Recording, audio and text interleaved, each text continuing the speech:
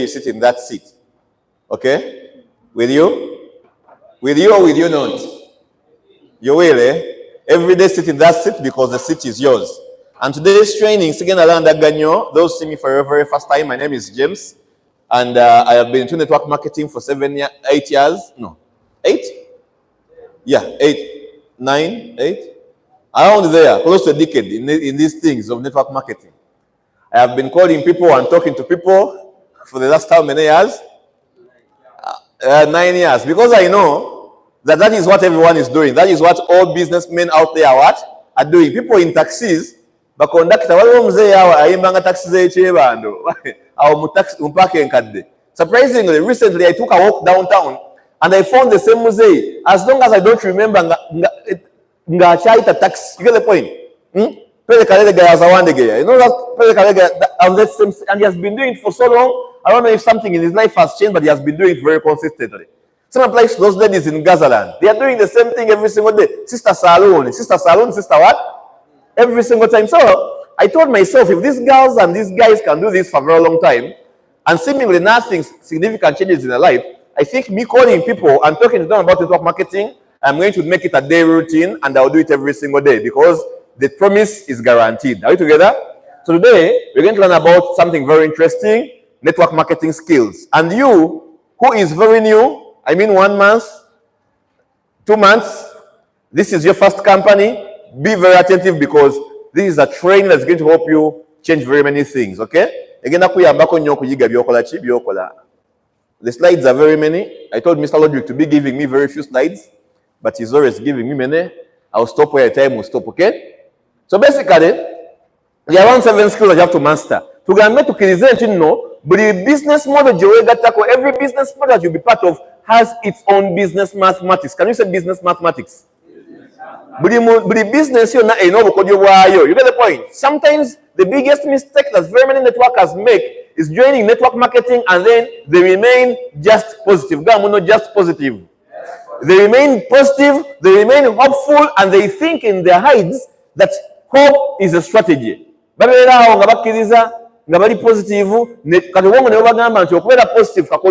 problem, the truth of the matter is, being positive or being hopeful only is not a what?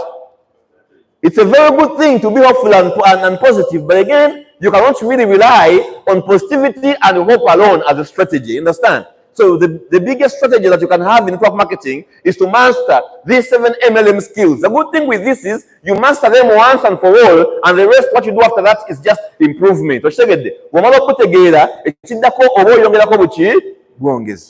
the point? You master them once and for all, and these are the steps you have to basically master. One of them is what? Building your name list and finding prospects. Very important. You upline must have told you in your first class that get a new book, draw lines, then write everyone there, use a memory jogger, that kind of business. That is all called name list building. Second one is doing what? Inviting. What is inviting? The art of setting appointments for what? For people to look at your business. And of course, as you learn about inviting, you will not miss something called edification. What is edification? What is edification?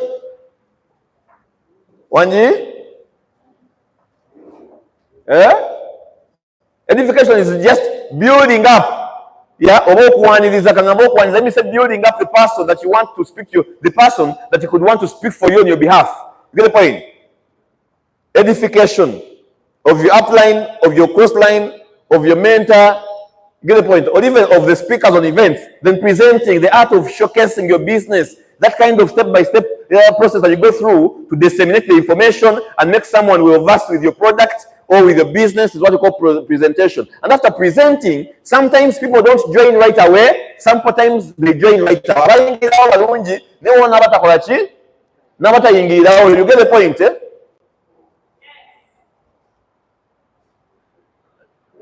This one, in most cases, it comes before the follow-up, the closing. You can do a presentation as you do what? As you close. What is closing?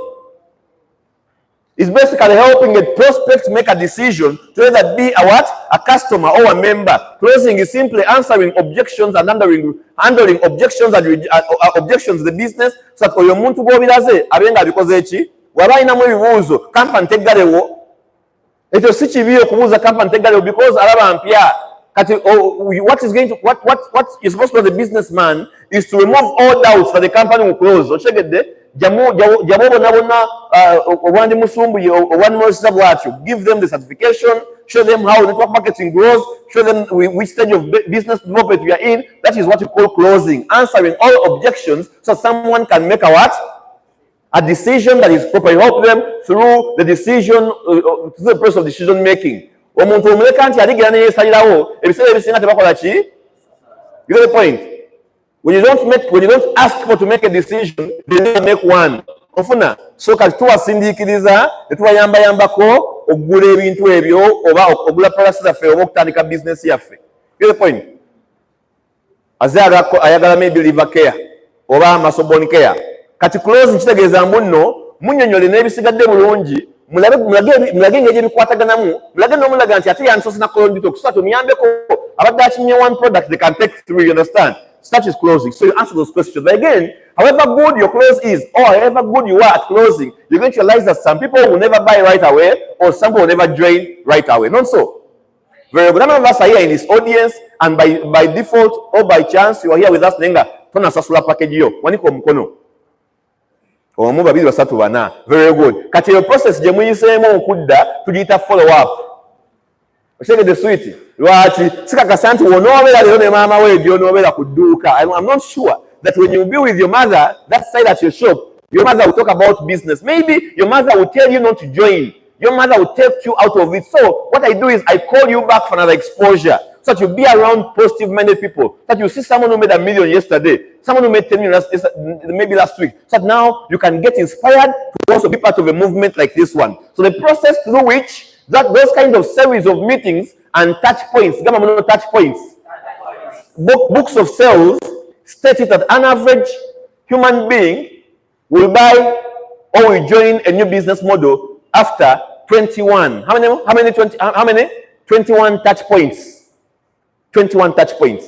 Kyokuva omuntu wa business yo wazemo ku social media ngo postinze wakoleyo ku Facebook ngade about the product womuyise ku event womweleza message almost close to 21 touch points. So those series of touch points are the ones we call the follow-up process. And also that after someone has, of course, you followed up someone, they join, help them in becoming what? In starting right. Very important. There's a difference between registering someone and getting someone started right. And after getting them started right, promote the what? Promoting of events. When you master those 7 strategies, I think according to GoPro, you're going to realize that you're going to become a champion. You're going to become a titan in the MLM industry. And today, I've been assigned to take you through all of them, but I've tried to be a little bit elaborate about each of them because I know maybe time will not be our best ally. The slides are very many, very good. So you're saying the 3 challenges in your MLM journey are these ones. One of them is what? Getting people to join you is a challenge, right? The second one is what? And the third one is what? Let me tell you something. We call them challenges because everyone that overcomes these challenges becomes a champion. You get the point? Yeah. There has never been a testimony without a test. So these things are going to test you at all levels. You get the point? It is not true that it is not true to be Ganye. It is not true to it is not true. But also, it is true that is what you have to go through for you to become what you basically want to become. You get the point? The only way out is to go through. You get the point? You cannot dodge it. The only way out is to go through it.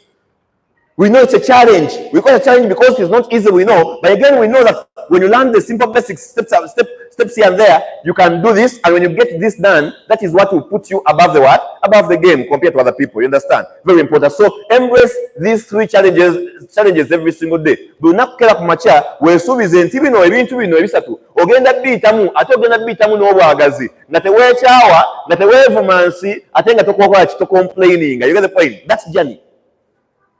You get the point? That journey. of talking to people every single day looking for just 1 year. That journey of calling your downlines every day. Hello, Oscar, how are you? I'm very excited because it's a very precious Monday. We are going to make money this week. Where are you? We are ready for training. Where are you? No Chidam. Why are we doing it? Because you're going through that house to start. The people that you sponsored, you help them now to begin doing the business. Many people sponsor people in the business, but again, they fail to get them to do the business. One, maybe because you think the ones you sponsor are lazy, or maybe you think you're not competent enough to build a very big team. You understand? Or maybe you think you don't have influence over them. Very important. It's a series of activities that you go through to make sure that the downline you sponsored does what? Focuses to the business. But also, most importantly, the third challenge is building a very huge what?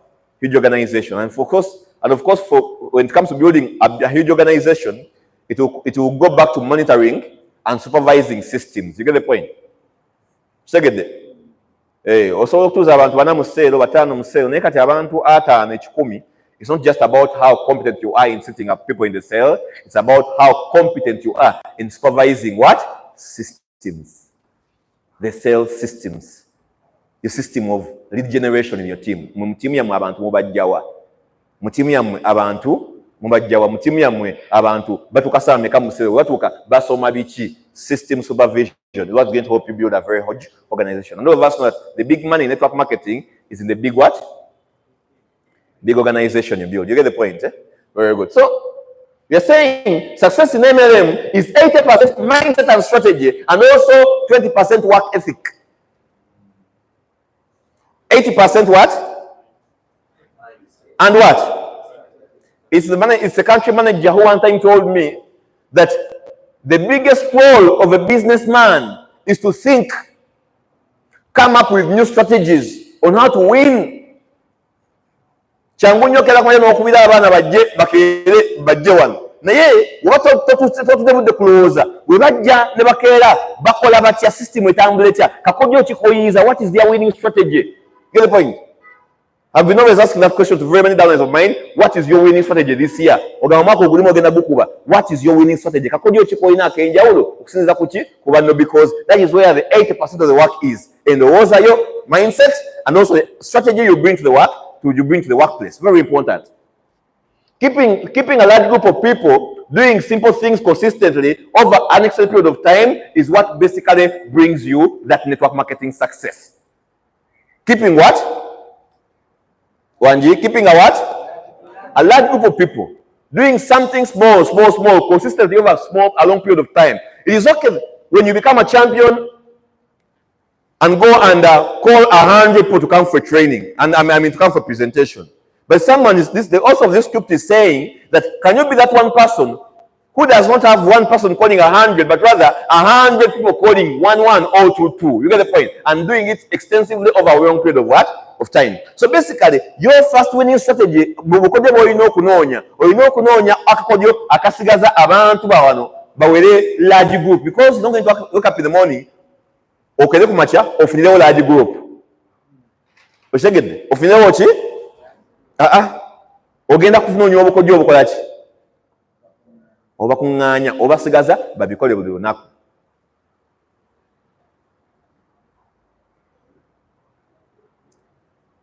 Obukodyo obasigaza ne babwakaŋŋaanya ne bawera bangi buli omu akoleyo katono buli lunaku. I want to give an example. Ate mufuna bubi mbamanyi.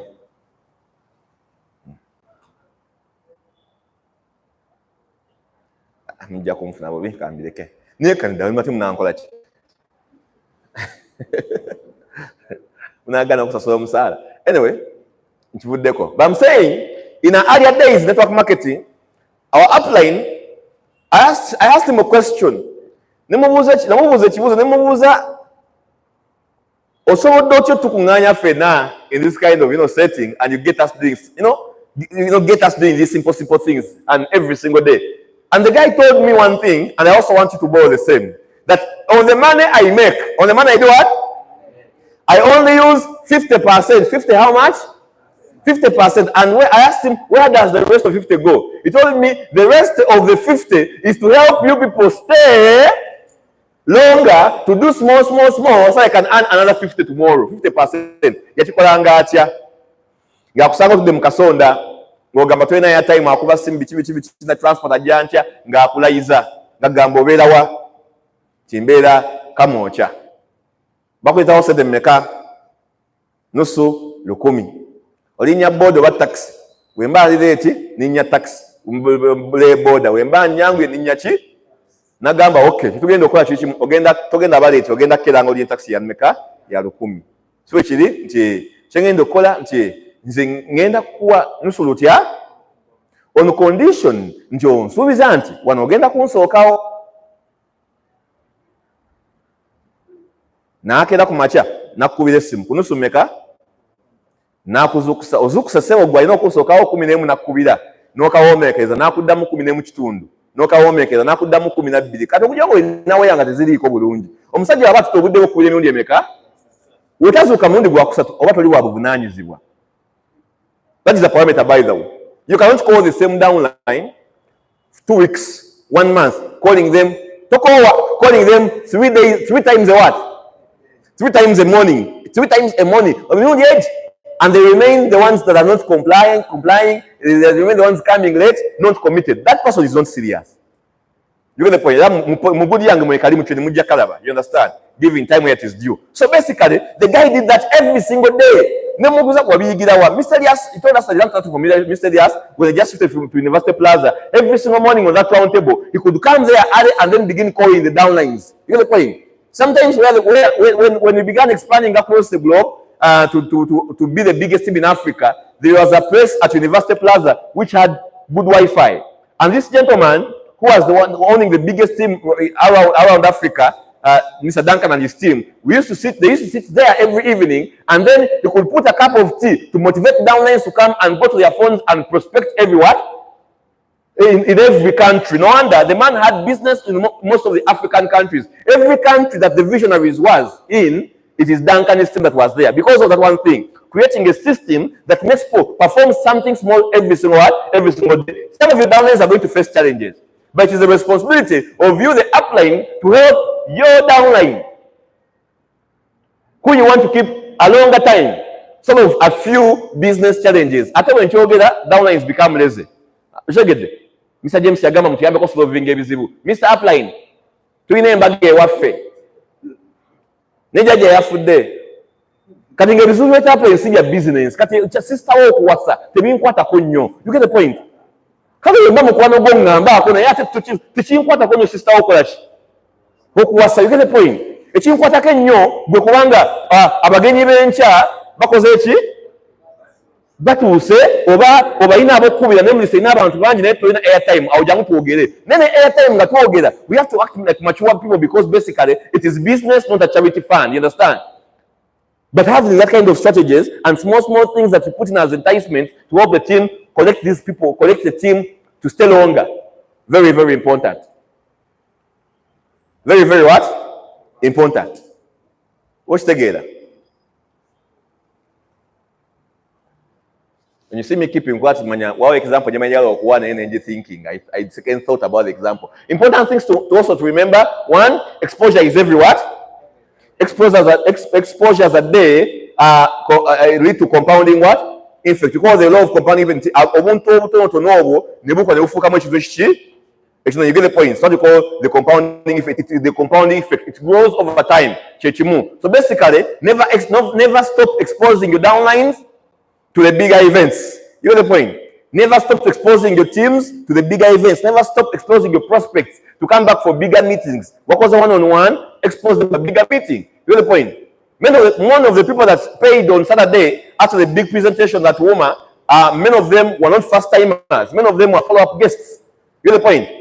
Bali babako ne bagezo baita nga kyangunyo genda ku bank oba kyangunyo kwa nataka isemu nakada kama next tune. You get the point? So basically, always never to do the exposures, because the more exposures you do, the more you increase your fortune. And in network marketing, we say the fortune is in what? Follow-up. You get the point? And we said a follow-up is what? Who remembers what I said about follow-up? Follow-up is what? Wanji? Musomesa mwera bida. Sweet towandiika. Simanyi lwaki towandiika. Tolina bayiro. Ani akuleese wano? Yogera nnyo. Moses oliwa? Where's Moses? Give this lady a pen. If you don't, give this lady a pen. And by the way, when you bring new people to this hall, it's not guaranteed that they have to sit at the front. Yes, they have to sit at the front, but most importantly, you have to sit at the front with them.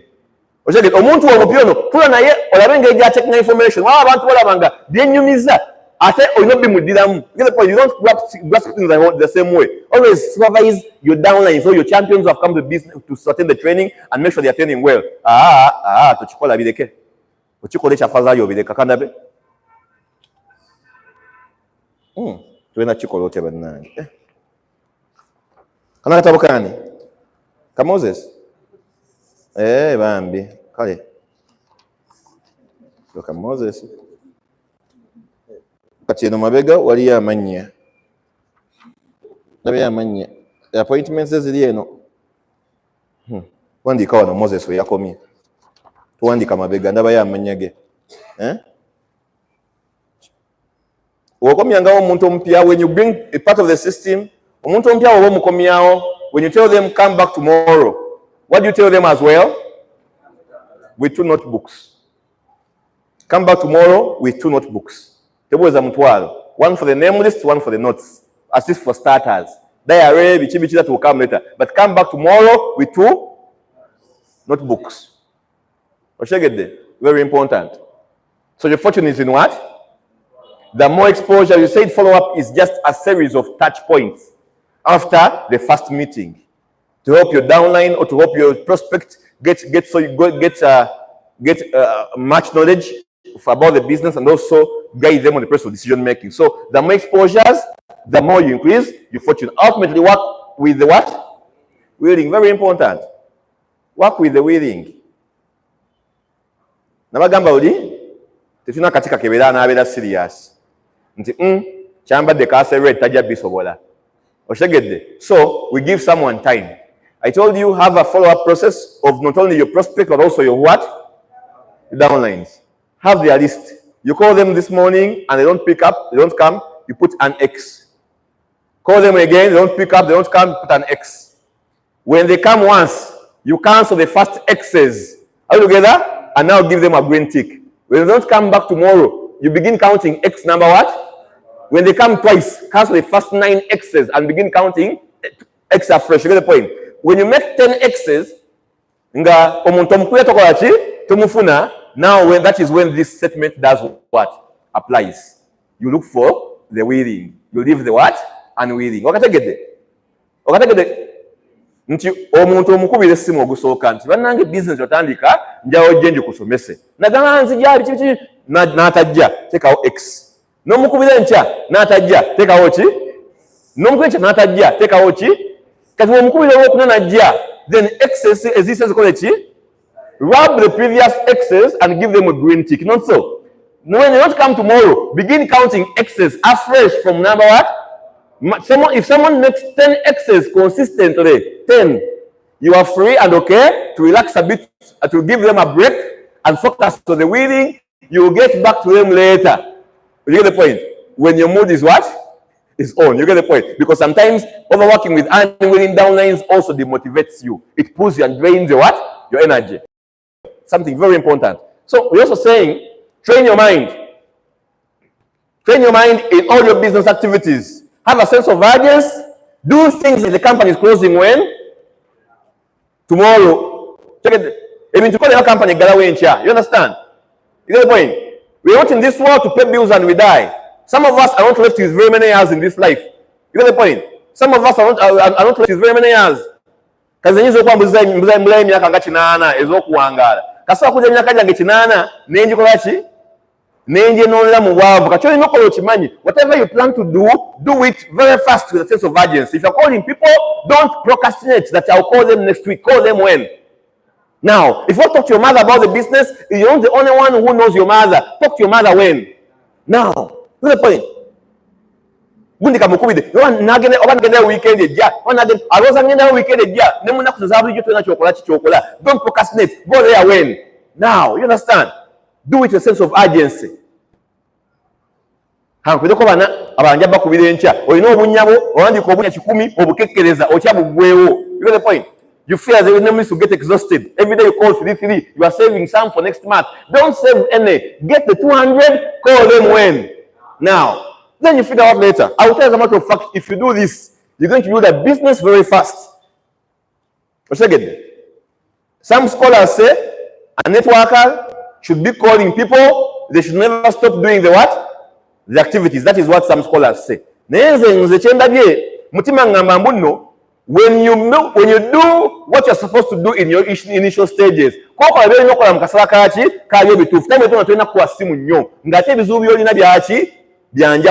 managing a training centers, managing a business among Malala, managing Zoom programs, and so because you made phone calls when? Quickly. You get the point. But if you want to call two people, it's okay. It will take you 3 months to recruit 15 people, and still with 15 people recruited in 3 months, you still will not be rich. You'll be very broke still. I'm telling you. Yes. Kubanga abantu kwina tano mwezi gumu batono myezi 3 batono niyo omuntu yakeda ku macha nakuwira banji nayo kutinga abantu batya banji urgently in a very small space of time. That means in their 3rd month they will not be basically having to call another person. They will be organizing events because the people they recruit in their 1st month, the many will be now planning to also recruit other what? At the point, do everything with a sense of urgency. Whatever you said you will do it what? In the morning I overheard Mr. Zaki telling his team that we are in the 2nd week of what? Of January. I almost told him you are lying. Because today is what? 13. That means even the 2nd week of January, Mr. Zaki is saying, is ending when? It's ending tomorrow. That means practically this week we are almost in the 3rd week of January. Do you see how fast time is flying? You get the point. But remember, you set a goal. You told yourself that this year you will drive. But tell you as a matter of fact, if January ends with no clear plan and system of how you will drive this year, you will not drive. Guno mweze gugwako nonafuna winning strategy yo ya mwaka guno gonna shegede nti January ndiko nonafuna winning strategy miyo naga abiri gono nya asatu ago mutamanyi wawo ogenda kugajja naningo ogenda kuyambako na kuchaba ogenda kwa abiri ngochabi bazabaza by the end of January. That is the #1 sign of failure this year, because it is always known that 90% of the people in this world give up on their dreams in the 1st quarter. By March, Baba Dinze Bidi Mokaga. You get the point? You don't want to be part of the 90%. Lifena. So everything you're saying, you said you should do it with a sense of urgency. Act as if your life depends on it. It's very important. Abantu abasinga, abatakola business we bati. Tebasobola biwangula. Obamugenda okundopa mugende mundope nenze kino kankigambe. Let me say it from here. Ate we ogenda mugenda kundopa bankolechi. Let me tell you something, my friends. Anyone that does the business with a part-timer mindset, sigambe as a part-timer. Anyone that does the business with a part-timer mindset, forget about being in the top. It has never happened. It has never happened. Techibanga ogendo sumo butabo baba networkers bonna bebasoma who got to the top of big companies. None of them was a part-timer. None of them. The part-timers made some money. They made some money. They bought some old cars. They bought some plots of land in Kwakala environments. But I'm talking about the big money, ranking so high, the top ranks of the company, they were full-timers. Even the part-timers who tried to make some money had a full-timer mentality. Full-timer mentality. In 2016, I joined network marketing for my very first time. I was a student. Did I drop out of school? No, I got my degree. But this is how I used to perform. Full-timer mentality. Every single morning, the training at our training center used to begin at 8 a.m. 8 a.m. around 8:15. That is the sale. But again, I realized that I was growing a team of young people who, by 8 a.m., were going to class in the university. I had two options. I had an option of pretending that I'm a part-timer, or pretending that I can come after class. That option was there. Or I had an option of doing this business with a full-time mentality. I used to wake up as early as 6:45, be at the training center and then and motivate my team. Ekikufuula leader wa team yo kubawa work plan. Kuba ogera nabo bakakasa mbuno kya buvunanyizibwa omuntu okwera ku office saba emu eyokumakya weba nga obudde bakola ki bwe balina. You get the point? I motivated and inspired my team that all of us were supposed to get to the training center by 6:30. When you come at 6:45, you are late. It was a law in my cell. The Royals. That is how it began. 6:45, you are late. And that, what did we used to do? We used to read that red book on your life plan. They took us so that by 9, they could go to class after understanding and reading network marketing. So they could spend their day calling people, and then I could call them at 4 p.m. Now we are simu. And I used to make sure that as everyone was playing with the evening presentation, I was maximizing the evening presentation. That means I was basically doing everything a full-time I was doing. Training in the morning and also doing a powerful OPP. That is why in my first month in my network marketing career, I still recruited 17 people.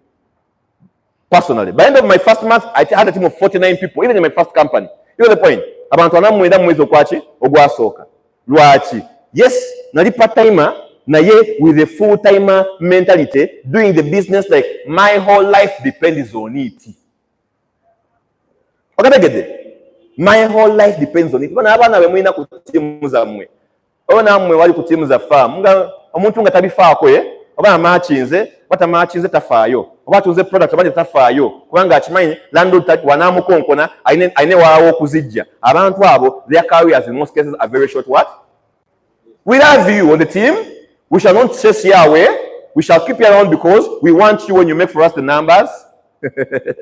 Nemubeerawo. So that when they're clapping for the CEO, you are many clapping, but get it from me. If you're going to win big in network marketing, you're going to have a what? A full-timer mentality. Better, if you can even go in what? Full-time. Check it. If you're going to do part-time, the best you can do for yourself is have a full-timer what? Mentality. What do full-timers do? They do all activities that they are supposed to do every single day. They prospect and add to their name list. They invite every single day and have guests to show the business plan to. They close deals. They follow up on the people who join the business and those willing to join. They keep following up. They train. They go to bed wiser than they woke up about the network marketing. No about to training. No about we're programming into no gendo kwebaka. Ngoli mugezi network marketing okusinga wakozechi. That's what full-timers do. Then they also look for their teams and train them. Very important. Pretty fair now? Yes. Are we together? Yes. So to wabayo muntu wakulimba kyoso bikola mu budde bokola ki? Boyagala mu ngeri gyoyagala. Ebintu nane etaliko mode of operation. Tebikola ki? Tebiwanga lage mazima. All the institutions that remain longer. Imagine if there was an accounting firm and employees could come in anytime they want, do whatever they want, and go anytime they want. Let's say free. That those companies could not grow. Imagine the army. Nga bakuyingiza amajesebo gogamuno. Jagenda kula ku mami wange ngogenda mami wo. Bene so lwaki bakujjako n'essimu yo noteka mu camp chaka mu chaka ask Mr. Nicholas Tuyatemba when he was joining police. They keep you from your family. They teach you the doctrine of the army. They teach you how to love the government and also be what? Patriotic to your camp. Bakuwagala paka bakubuuza ekibuuzo ku government ne mama wo olonda kaani. Not government. That means to nabo chabula mo chaime mpulunguse ngosoko funa kumigao nga wevulungula mutaka segede ngachikuyingira kati bagenda okufulumya ngachikuyingide buki bulungi nti ku Museveni okufane muganda okufa no ndakani muganda wange afe. That is when kati okoze echi otandi sotegera doctrine. That's why the army is that kind of disciplined. You get the point? Kati omuntu enagenda ozimba network marketing career ye bulungi tosobola kuzimba tiimu nga tebali answerable. Webaagala webabulawo, webaagala webajja ajja wotamusuubira womusuubira takola ki tabaawo. Oyo agenda kukumenya oba oli mugezi muwagale mangu atebe mu layini wakulemotereza noonya omulala agenda kussa obwavu ate oba yagwe gwe njogerako naye weetereze bino tugenda kukulema oba nkubye nnyo wanji byebikola okitegedde. That's what is going to work for you. You're going to program yourself to think big like a soldier, to think big, to think of your organization like an army school. You get the point? Not basically to be ruthless like them, but also have a program for helping for win. You get the point? Gundi oliwa, mwata mina meeting ino, gundi olidawa, anti omanyi, nagenzeko mu kyalo, jaje yankubide simu nga ya mangu. Wagambye ani ng'ogenda. Nze yakuleeta mu business obingambyeko. Naye nteekateeka naawe. Obuzi. Nze okyali mu kyalo, then nenkwala, ate mu kyalo wavuddeyo ddi. Anti munange twakomyewo eggula ekiro. Kati oboneka bubonesi. You get the point? Be answerable and be accountable. Upline waba yakuyingiza business muzeeyi, ani yakuyingiza? Madam, we introduced you. Your mom. What's her name? Yeah, mommy. Now is the problem now. Wanga kati mami yagenda gama mtabani we tugende mchalo. When mommy says tugende mchalo, ask her what? Have you informed the upline Fatuma that we are going to go to the mchalo? We are finishing 4 days there. You get the point? Because you cannot just be part of a team and then you are behaving laissez-faire. You understand? Business is akukolera nga wesanga bokola ki? Nga boyagala not so. Am I speaking sense? Have you informed the upline? Not just to go for barrio. No. Inform upline. Bad news befell us. We went to Bari. Please, I request to be away for 2 days. I promise I'll be back for the what? Of course, the upline has what to tell to your downlines when they ask what. Nayo the upline oyina abantu bana wansiwo obuzewo obuzi bwoto kati bweyagala bewaleeta ffe tubakolere ki twajja bakolera mwaga tukozesa bukozesanga zigundi ezo oshegedde kati tubeere watya and speak the same what oshegedde Madam Sara sebo tojja buzinga bweyagala kube simu nti Madam Fatuma lero okola ki akutegekera ebyokusomesa abeere mu mundu yo oshegedde mwine nteekateeka mujina togenda buganda lero sigenda kujja togenda kujja otya muwe ensonga ate mutegeke. You get the point? That is how we grow these kinds of businesses, and that is how all the kind of titans you admire in this industry, that is how they behaved, and that is how they behave. Tulifena bantu bagenda kujja no ku stage banji amba basomesa ebituufu naye abalala bagenda balimba nze mbabuulira njala wetekemu embeera yokola ki yokweyagaliza ennyo n'okwagaliza abantu. You get the point? Do the business like your life depends on what? On it.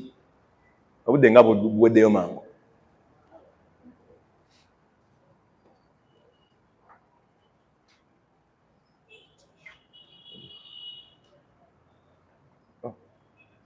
The office. So skill number 2, the first one was what? Building name this, right? The second one is what? This one, you know, invitation is the getaway skill. You get the point? It is always important that you do what? Invite. It is the responsibility of every network that tries to build a very big network to always get people to get many eyeballs to presentation. Ekitagamba okoze kwe kwebuuza nti amaaso ameka agatunde ku bubolo bwange obwo. If you have no eyeballs onto the presentation every single day, that means your business is at risk. You get the point? So every single day make it a point of duty to call somebody to showcase your business or product to them. Do as the goal of the invite is this. 1, act like a hunter. So act like a what? A farmer, not a what? A hunter. What do farmers do? Count the numbers of seeds you plant.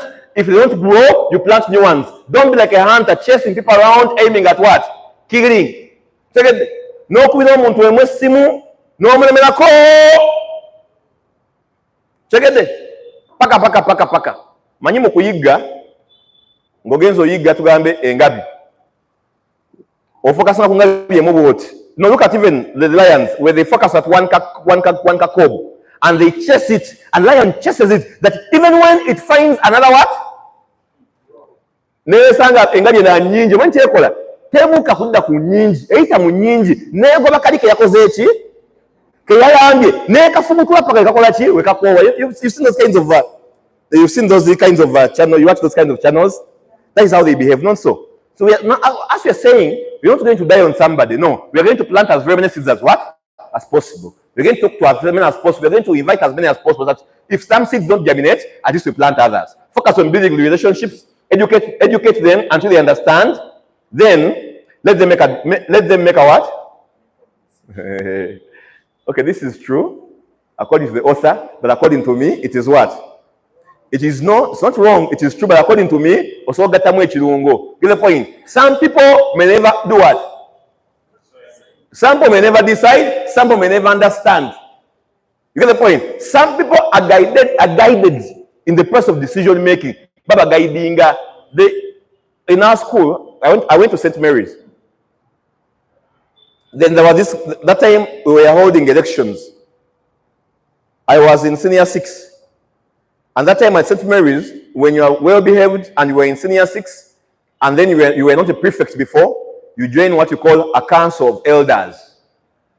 A council of what? Elders. Toyina record ya musango, obeda punctual, oli mugezi mu kibiina. You know you are organized, eh? Council of elders. So there came these 2 candidates in senior 5. They were supposed to run for head prefect. One of them was called Katende Azaria. The guy was brown, he was handsome, and he looked like Obama. And he had a very good accent, like Obama. Then there was another guy, his name was Zibugu. He was called Zibugu. Kati Zibugu, we named him Zibugu the Apple Boy. He was not very handsome, but he was stubborn. But of course, Ngabakajam Senior 5, it is not easy for the teachers to know who is disciplined and who is not what? Disciplined. You get the point. So what happened is, then during the campaign, that is when the administration realized, actually, we had made a mistake to make Zibugu go through the what? Go through the vetting, because Zibugu, gange ya goberanga Zibugu, but they were hooligans, abana bayingizo mu kusomero, abana abakapolinga, abana atusana prep, tuloko bikalu, baweka Zibugu, our man Zibugu, with the apples, they were giving apples in the whole school. We named him the Apple Boy. Now, Katende Azaria was very smart, organized, and the only thing he had with him was the good English and his brown color. That's the point. I don't know what's wrong with brown colors. People are very easily confused with what? Brown colors. But again, this Zibugu guy, before him, he was just there, not tucking in. Next speech, I organized the Burundi. They can't hold it. Abana Buwasana no Mugamba, Ogenda Londani, Zibugu, Ogenda Londani, Zibugu, Ogenda Londani, Zibugu. On the open campaign speech, Azaria gave his speech, it was organized, he was speaking and even quoting some quotes from the French Revolution. Tell you what, do you think we cared? We never wanted to know about these kind of quotes, whatever now, quoting Omuntu Simanya Bichi, Miles Monroe said Bichi, Yayamani. When Zibubu stood on stage,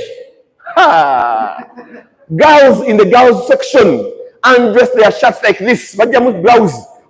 Katiku bali ambade vesti munda nakulika kifananyi che Zibugu the Apple Boy tugamba Azaria. I was not campaigning for Zibugu, I was campaigning for Azaria because I wanted order. I'm always an organized guy. Kati munange au nategera nti akakoza echi kawo kagenzi nenga Zibugu munange eche musochi manyi sawo netukuba akalulu abandi balonda Zibugu ngabanji nebasomo obululu day of reading elections. And for sure, they announced the winner of the head prefect elections. And who was that? Who? Mulindwa announced the Bubu. Katende Azaria, head prefect. Everyone, there was a moment of silence in school. Everyone was perplexed and confused. We were disgusted. Then we wanted to say to Ekalakasem to Vemuchisawe. Then before Vemuchisawe, you get the point? They had paraded a line of what? Teachers with canes. Bali bakuwomogo chekede kativale bakuwana ngojabu zaizakira mpaka ate omwanguzi yekyani ya Azaria gomanyi tusirika ntwewombeka. Then when you said that, because every single time elections ended, they used to take the prefectorate body at Imperial Resort Beach for a prefect what? Seminar workshop. Nembuza Mr. Mulindwa, Dr. Lawrence. Nze akaluka ichi bitu akategeera. How? Tell us how these things were counted. And this guy, Katende Azaria, comes out as the prefect. He tells us, in every organized society, that is supposed to make what? Progress. There is democracy, yes, but again, there is what you call what? Guided democracy. The democracy must be there, but it must be done what? Guided. He said, I cannot get a mighty institution of billions and billions of what? Of money. You get the point? and just risk a mighty situation just because of a what? A paper. Which paper I printed myself using my own school ink. You get the point? And I sacrifice that cannot happen. So we gave you a chance to vote, but again, your voting what? Rights was supposed to be guided. Because even none of you are not even sure what you basically wanted for yourselves. You get the point? So, what is the moral of that story? Even in our prospects, some prospects behave like what? They behave like those St. Mary's kids. You get the point? They behave like us who are voting for Zibugu. Wait, we knew that he has alcohol in the dormitory. He doesn't want to tuck in. He was very, very a hooligan. You get the point? Same thing. Some prospects behave like that. You get the point? When you leave them make a decision, they will make a what? They will make a what? They will vote for Zibuku. You get the point? They will make a wrong one. You understand? So some of their decisions have to be done what? You must be that one person who has enough of content, conviction, what you're doing, so much informed in your mind, and also passionate about what you're doing to help this person make the decision you want them to make. It is not true to start a single premium. Is that true? Start a single premium. It is not true. That means you become an incompetent businessman. Because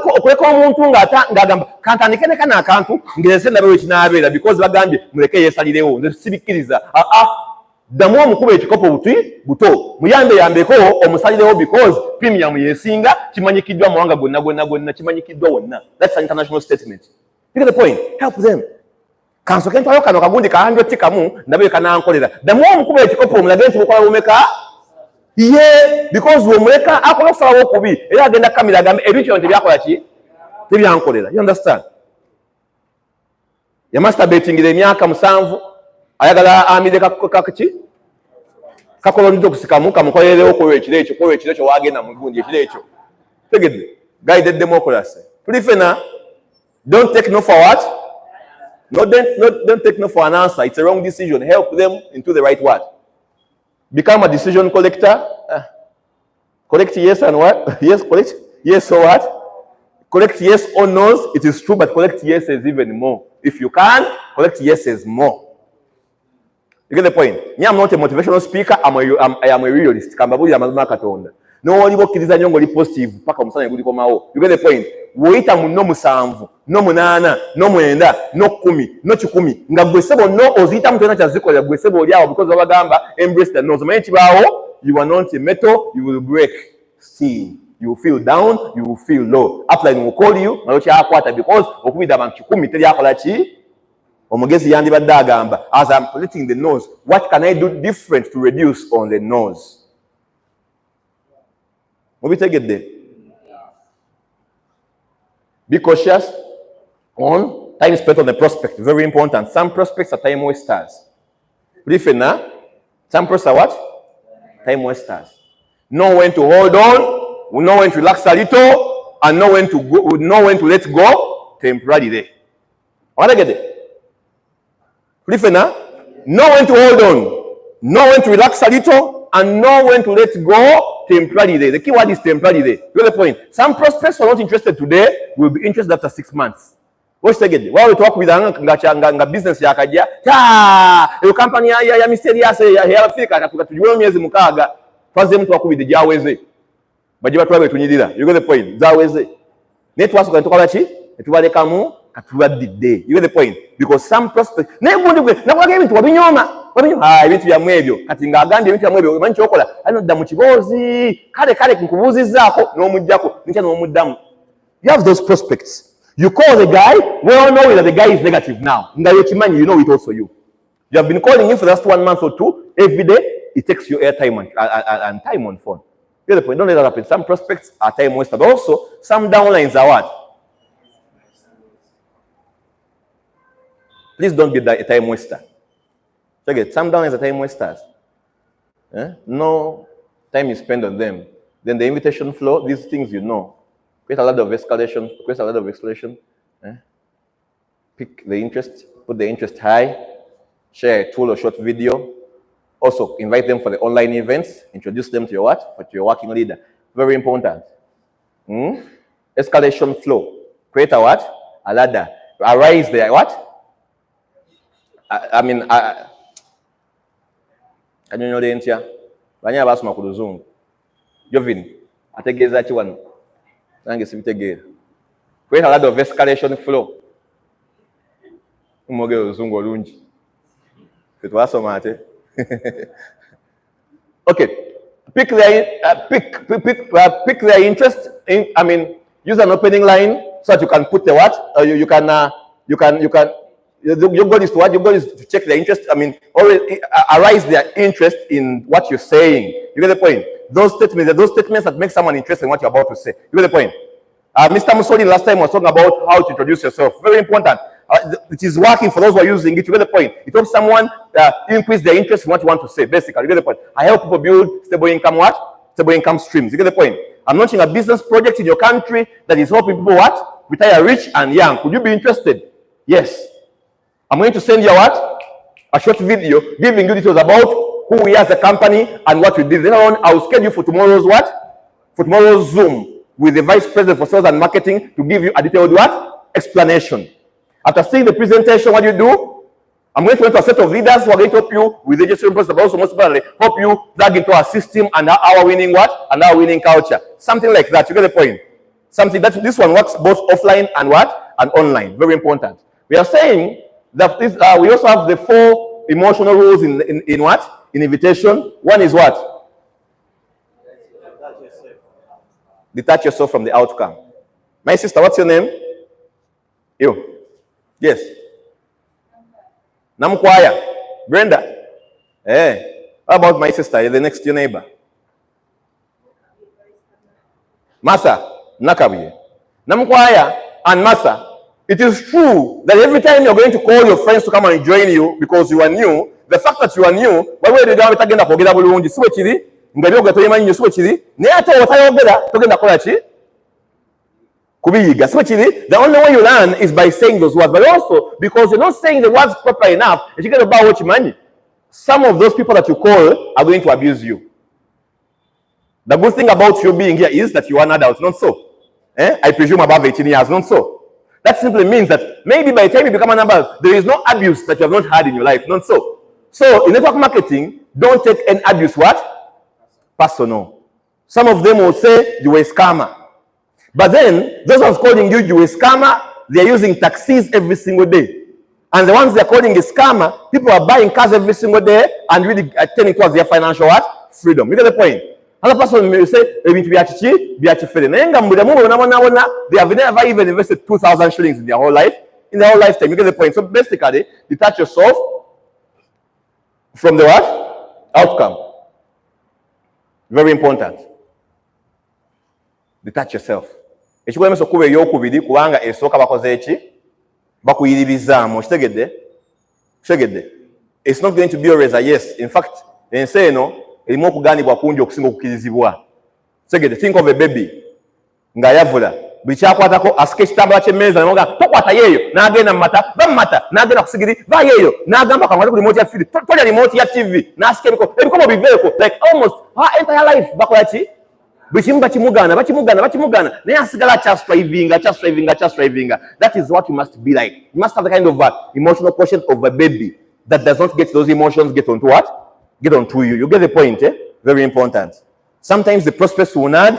Sometimes even your own downlines will nag when you're calling them for events or for trainings. But detach yourself from that outcome, because if you don't detach yourself, it's going to affect your next level what? Performance. You get the point? Very important. But also, be yourself and also bring some passion. Passion. Enthusiasm is contagious. Number one skill that is going to help you win big in network marketing. Oh, number one skill, that's a skill. How do I call passion? I don't want to call it a skill, because passion is not a skill. Say what? Principle? Can I call it a principle? The number one principle is going to win you, help you win big in network marketing, is going to be what? Bringing some passion in whatever you do. Mr. last time was very clear. If you don't have passion, then forget about success. Get the point? The company is not stupid. You're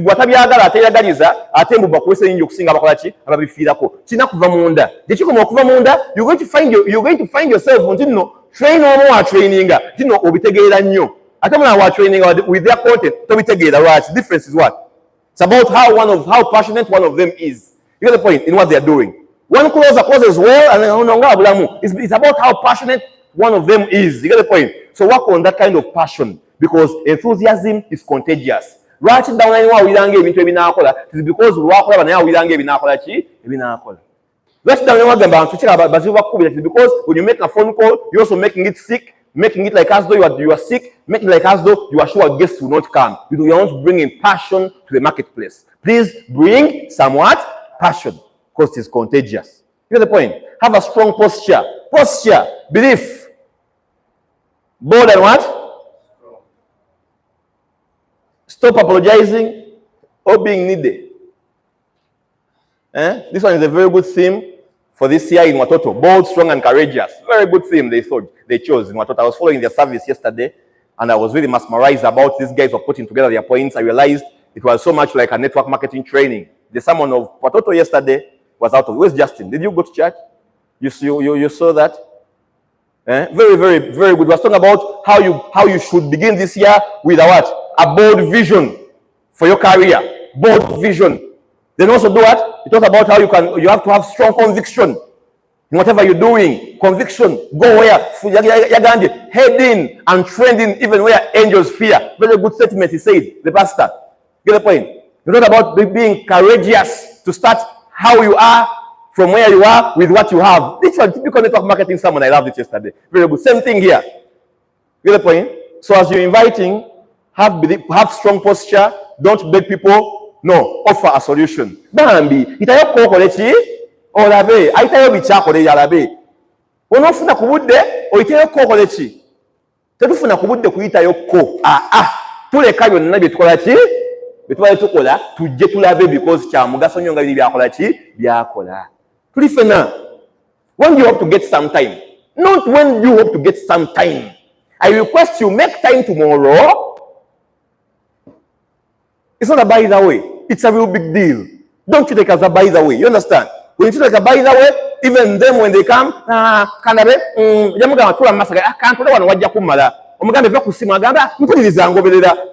you see the same kind of prospects. I chase them away sometimes.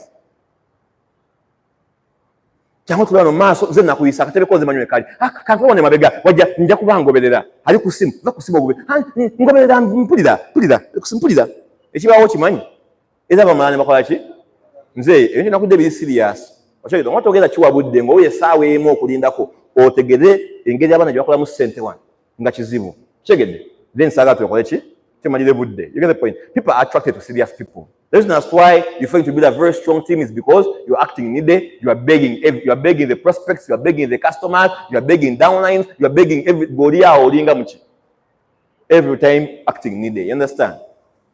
People are attracted to strong, bold people who make strong, bold what? Statements. Very important. As I come to the end, time is not my best ally. There are 4 steps to what? A professional invitation. 1, be in a hurry. When you make a phone call, my sister Brenda and my brother, what's your name? Yes. Wanji? Don, like money, like Don. They're not calling you. Don. When you find yourself calling people and you are spending more than 2.5 minutes on the phone, just knowing you that you're speaking garbage. Walabange esimu ewangadde netuka mu dakiika 2 neeyisaamu n'ong'ogenda mu 3. Segede manya wavudde ku muti era mugezi mugambe kankubire mbadde nkyali busy. Tokkiriza tuka mu dakiika mmeka? 3. 2 kitundu wango susse utasukasuka. Always answer call. Be in a hurry. People are attracted to busy what? To busy people. You get the point? Also show some value. What is that? What is it there? What is it there? What is it there that is in it for them? Seka nchikubu nkugambe gwo byogere byentegeeza seka. So nafuna D1 mu luzungu. Nzoloza ne sigiso. What's there for them? Get the point. Mu statement yo, what is that catching point that really adds value to them? Many times business people make, many times networkers fail to bring guests to the presentations because they make a phone call, and the phone call is really just about them who are calling, not the other who is doing what? Who is coming? You get the point? When you come tomorrow, we shall discuss, one, hope you understand who we are as a company, what we deal in, and what role you play when you partner with us, but most importantly, how your payments will be done what? Effected. Very important. You get the point? What is that deal? Secondly, we are going to teach you how you can live healthy, maintain a good diet, but also live longer than the expected life expectancy of a normal what? Uganda. Very important too, that in your phone call, there must be value. Be confident and strong with a strong posture. Be confident on the phone call. You know the point? When you get to the side of the phone call that is now answering questions, instead of asking them, that means you are losing control of the phone call. You get the point? Wakubuza ekibuuzo n'okiddamu tomukkiriza kubuuza kirala gwe oddamu okola ki? Mubuuza and take your control again. For example, who can give me an example on that? Anyone can give me an example?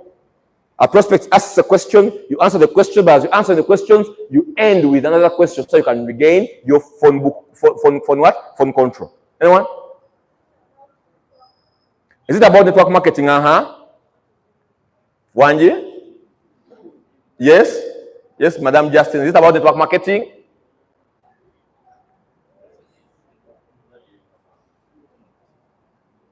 Wanji?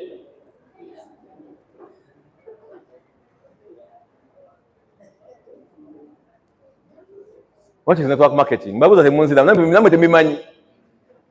about network marketing? What is network marketing?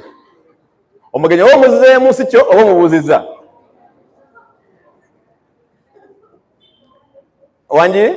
I want someone who's going to give me an answer, but end that answer with another question. Because okay, it's also a very good principle that if you cannot convince them, you do what?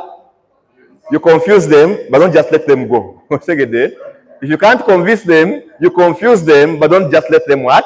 Go. Very important. So what is network marketing? That means what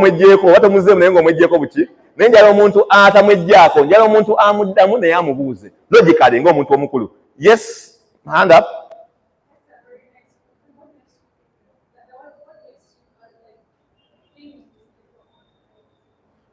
What makes you think it's network marketing? That's a very nice question, but what makes you think it's network marketing? Something close to that. You get the point? But again, that means what makes you think it's network marketing? Again, that network marketing. Yes, Mr. Edmond, one try. Yes, Mr. Edmond, one try. Is it about network marketing?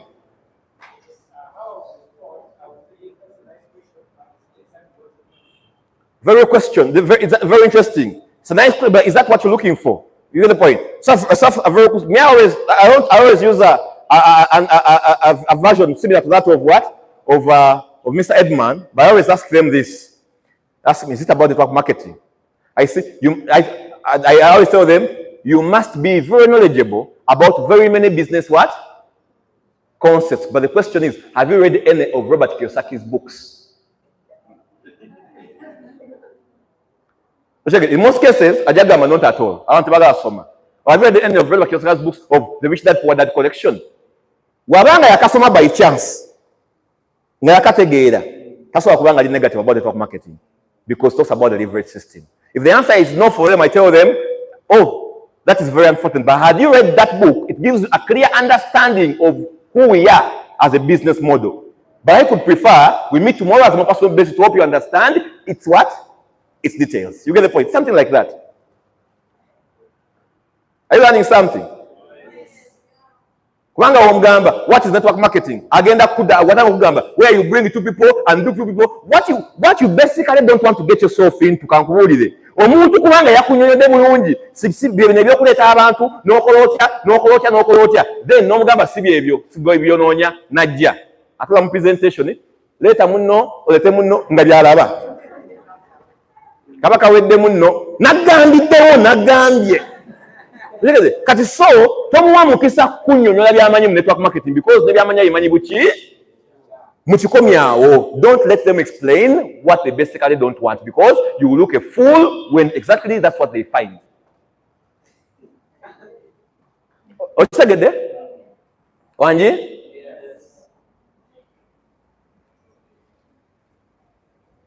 Agambye ekyo kiddako? Tekitaawe ategeeza ki? Ategeeza ki? Nange simanyi. Ambalimbe ntya kati. Take it and do what? And bounce. Be very confident, have good posture. When it is a yes, well. But if it's also not, if someone is not in accord with your message, you get the point. Bounce to the next one. Very important. Affecting your attitude towards the what? Towards the next phone call. I want to be stuck into the previous what?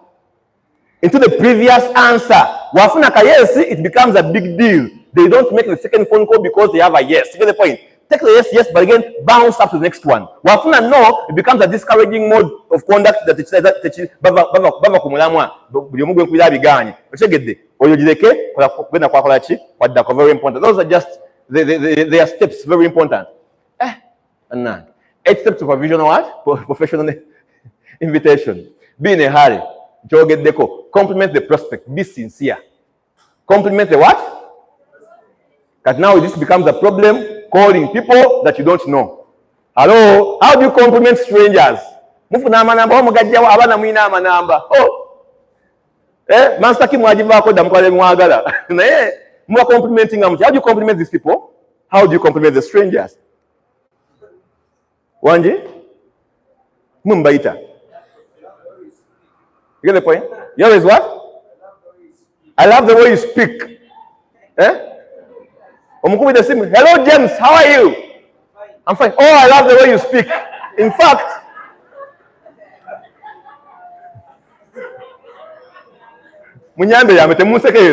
Doctor, nange ndiga. How do you compliment these strangers, Mr. Jovid? Take example about you. Because now I'm thinking, where do you get the numbers? Referrals. And sometimes and there is a. By the way, how many of us collect referrals? You collect referrals. The number one reason as to why you are failing to get 100% from, let me say 50% from referrals is this. A prospect comes, one they have said, and in most cases, abataina sente, bemwachi, bemwaji father. Muche egendereza, abaina sente mamta soba registration form. Katidaba, atena sente goli mukwa refer. Si chivi. Naye ate tomugaidinze nange yakujijjuza. What referral you? Sit with what? Sit with them. Sort those names together with them. Let them sort for you the best people. Because when you give them a referral, they'll write for you the ones they fear. Right? I told them go Aunt Amina Akolachi. Mutembe I need to come to Kubo. Tajabia I na sente mgaga. Or go pandikida. I don't say nga ngo mubuka. Rita. Senga wita naye muwandike. Tomubuka muwandike. Tofayo. Nze munyura muwandike. Muyambe kodda online woyo. Awandike abantu abachi. Abantu abachi. Abalungi. You get the point? Collect good referrals. Some referrals. Ozukuba. Not what number ye 10 n'oyira ng'okutusiwe nawe n'oweddewo. Oshegedde. Because the referral is very, very poor. Oshegedde. Because some guests will say that what? Some guests will say that what? Don't mention my name. It's okay. You can mention. And tell them, I got your number from who? From Mr. Ronald. Mr. Ronald and I are working on a very sensitive project, and I asked him to refer friends of his who are sharp and constructive, and that is how your number came to my desk. He told me you're an engineer, and you are very, very passionate about stuff about engineering. Not so. Very good. So there's this new project in Kampala here with a Pan-African enterprise. There is expanding operations across Africa, and you're interested in a few people to work with either part-time or full-time. An engineer like you will make so much sense for the project. I want to schedule for a meeting tomorrow so I can disseminate the information with you at a one-on-one basis, because most of the information is illustrative and visual in nature. What is it all about? What is it all about? What is it all about? Like I said, it's a Pan-African enterprise basically into Finance and overall what? Wellness. Money, overall wellness. I always say finance or business innovations and overall wellness. But like I said, most of the information is illustrative and visual in nature. Better you come and take a what? A practical look by yourself. Or your muntu wedding, I ask you this. Never did you kill a man? You know, coaching, because I'm coaching, omuntu abakusimu by no, akolatia. Hello? Are we following at the back?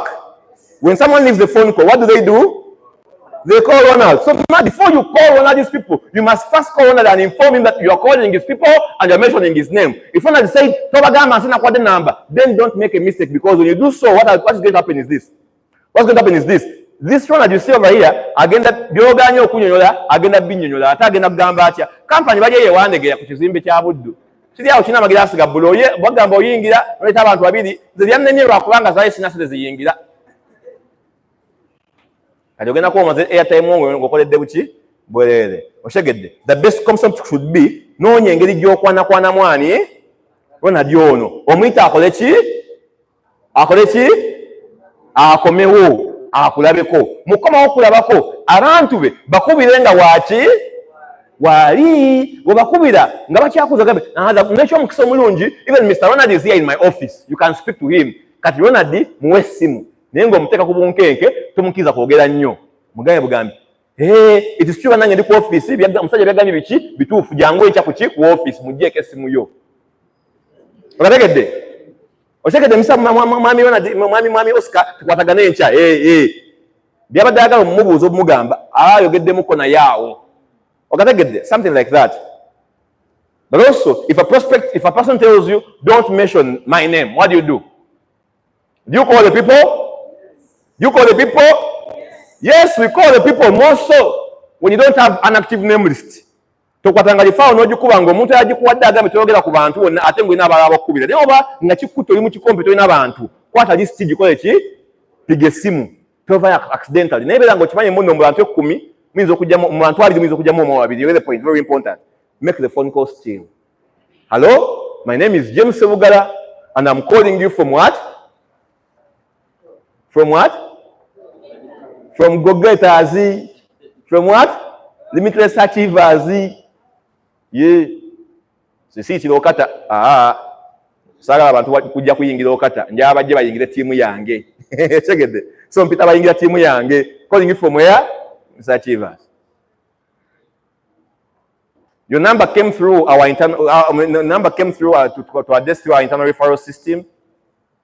We're in search of a few people to work with an expansion program with this Pan-African enterprise on a part-time or full-time basis. But according to the notes against your name, they say you are sharp and constructive. Is it so? Yes, but who gave you my number? Who gave you my number? Apparently, I am not with the database of who made the referrals. But like I said, we are Pan-African enterprise expanding operations where I'm looking for to work with part-time or full what?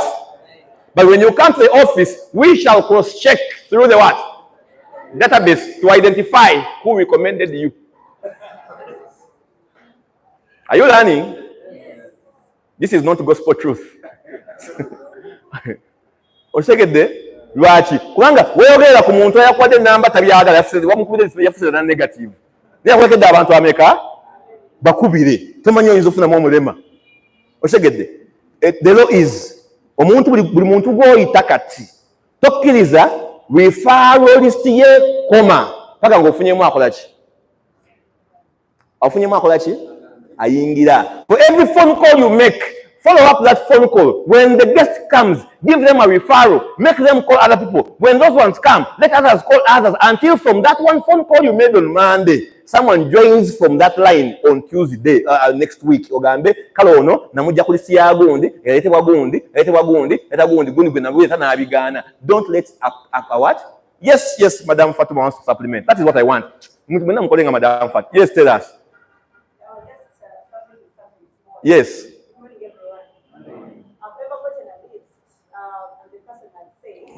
Kwata omuzindalo tebakuwulira kwiza omuzindalo udde butukute naye.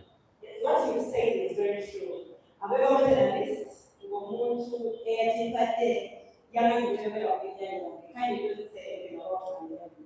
I get this list and I give that person the script. That's what we did. Surprisingly, that guy came, actually had an event, and he joined the premium. Yes. Now I'm with Abida. You see?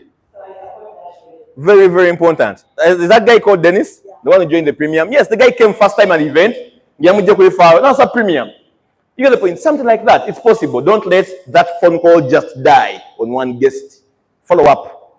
How can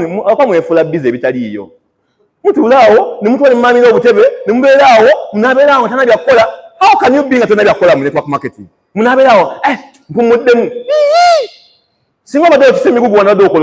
the point?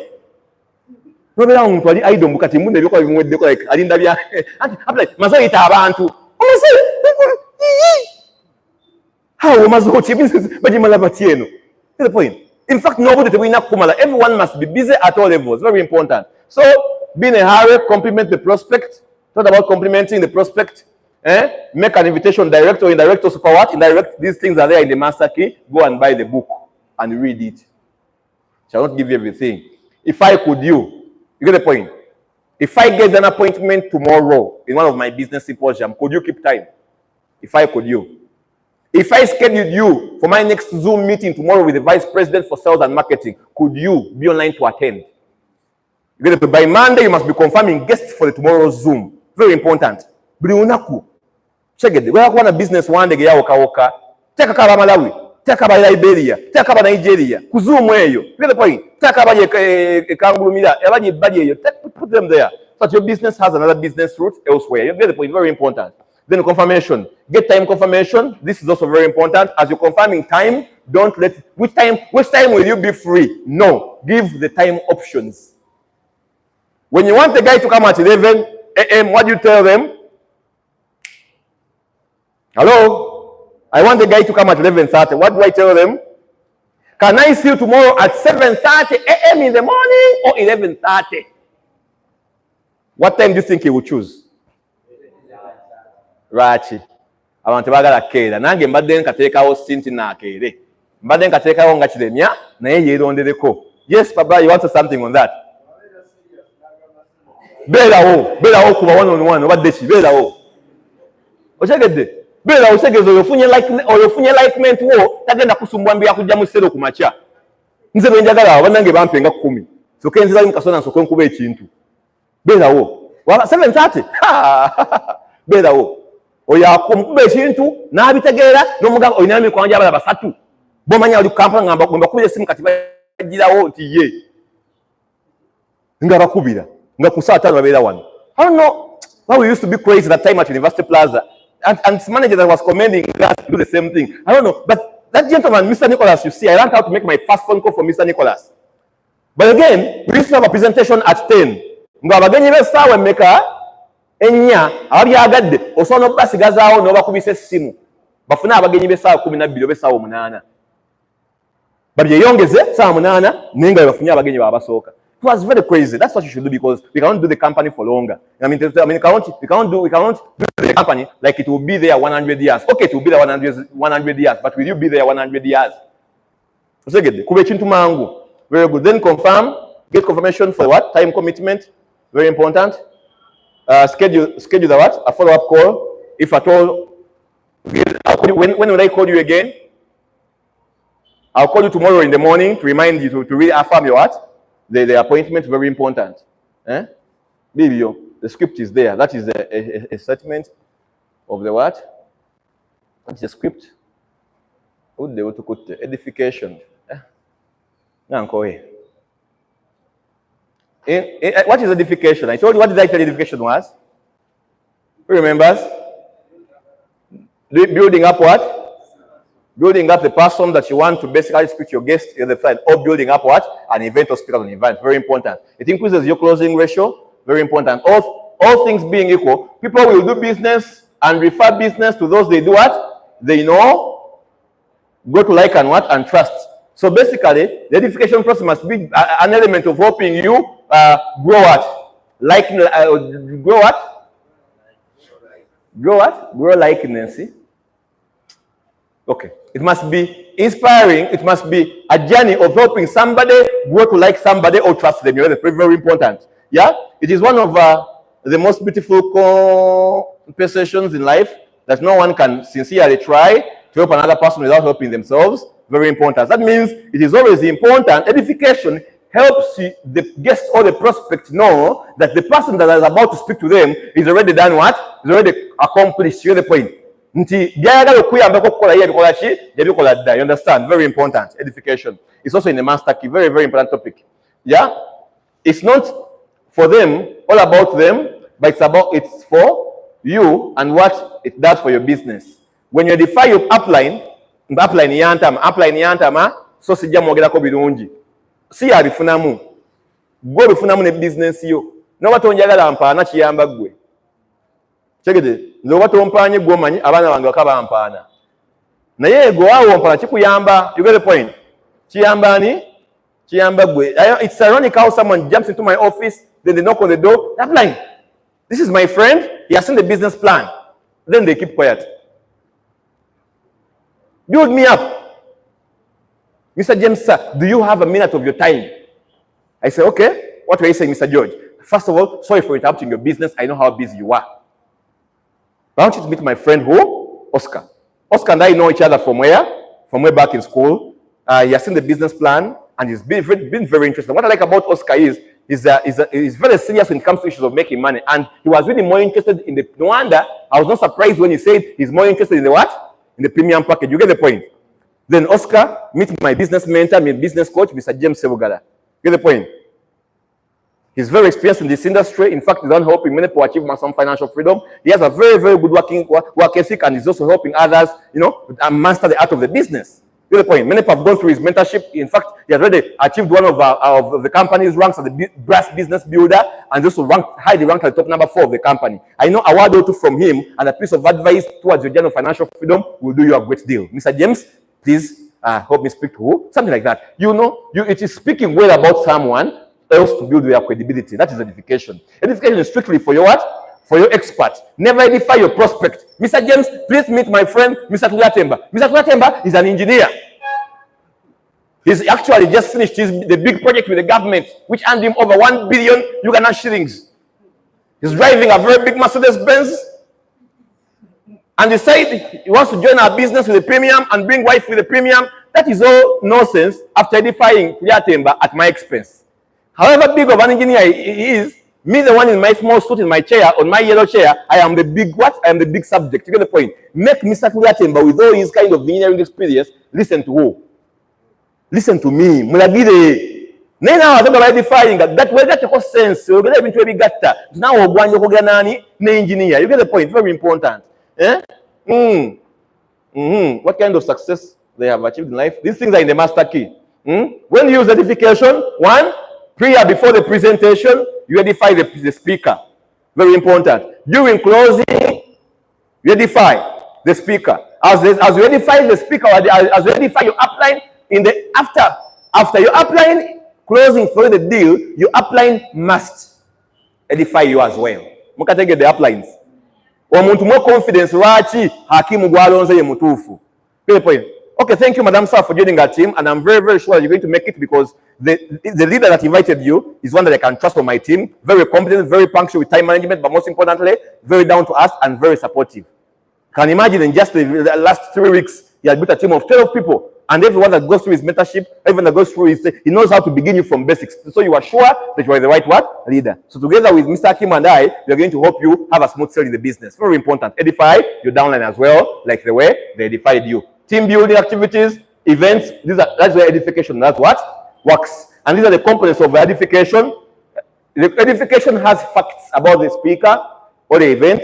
It has what? How the person has helped you build business and everything, that empathetic bit of it. You can also talk about how he loves having fun and travel, and also how money motivated and what they are. Very important. You get the point. That is what you could basically go and get the master key. This information is there, very detailed. This, oh my God.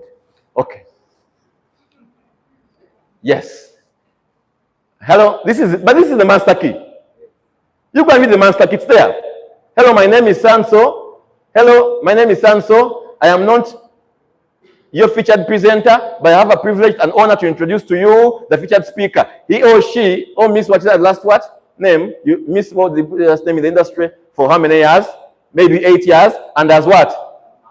A master very what? Impressive experience since joining what? OQATA. Since joining OQATA. Miss Sanso has reached one of the top what positions of the company in record time. If you know the what? If they haven't, then they are on their way to hitting what? Very important. Kano kakola nnyo wano. Okitegedde. Naye waliwo akasayo kaatuuka nga musawuninga veegemu. Veegemu ntegeeza ki? Tell your neighbor next month. Tell your neighbor next month. He's buying his own car.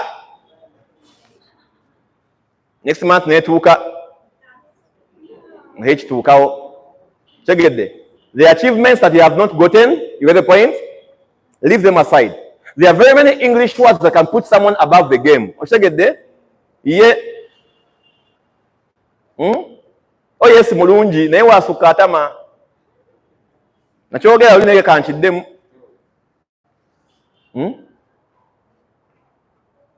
VP waba introducing a CEO ku stage.